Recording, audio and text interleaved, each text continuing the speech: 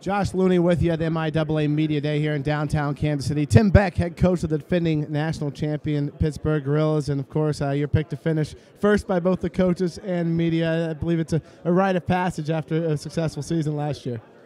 Well, we were fortunate to end up winning the MIAA, and that gave us an opportunity to go play for a national championship. And we've all said the same things. If you win the MIAA, then you got a legitimate chance to go win a national championship. And that's we had to.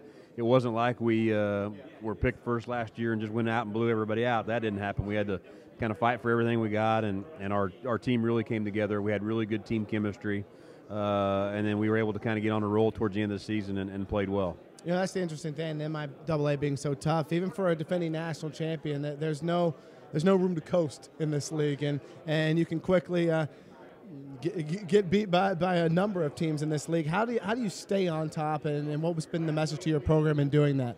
Well, that's a valid point, and everybody talks about, well, hey, this year you're going to have a target on your back. Well, every team in the conference has got a target on their back every week. I mean, it's the players are too good, and the coaching's too good in this conference just to say, hey, you're pick number one. It's going to be a cakewalk. That's not going to happen. It's you got to play every week, and hopefully our players understand what it took last year, and hopefully, as soon as we report, they can start coming together as a group, because if you got a group that will play together as a team, it gives you a much better chance. How long did you enjoy it before you started thinking, well, we got to beat Washburn, got to beat Northwest, got to beat Mo West, we got to do it all over again in 2012? Yeah, for the players, you got done playing so late in December, and then school was out, so we played every week of the season of the school year last year, and then you get back, and as soon as you get back, you're right back into the weight room, and so that was tough on the players, I think. But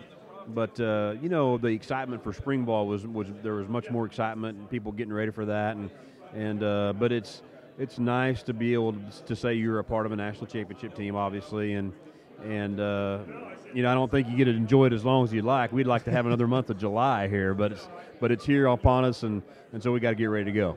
Gorilla fans see the roster, and then they know Zach Dickey is gone, and how do you replace a guy? And it's a lot of freshmen, some redshirt sophomores. How does your quarterback situation look heading into 2012? Well, Anthony Abano will be our starter, and he hasn't started a game at Pittsburg State, but in the offseason he had a good spring.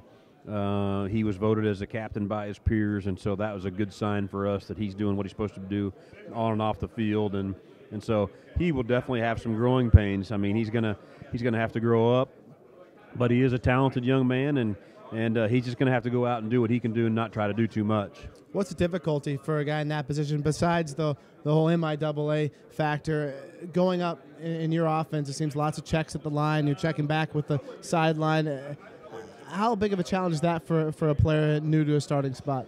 It is challenging, and there are a lot of things that go along with what we do offensively. But the advantage with Anthony is that he played under Coach Rampy in high school, and so he understands kind of what he wants and what he needs to do.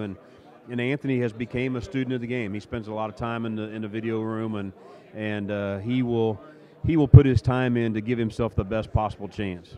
What has Coach Rampy brought to this program? And there's some shades of old, but it's not the old school Pitt State that everyone knew before. We're going to run the ball, run and run some more of the Neil Philpott type era of Pittsburg State football. Well, we before Coach Rampy got there, we strived to be more balanced.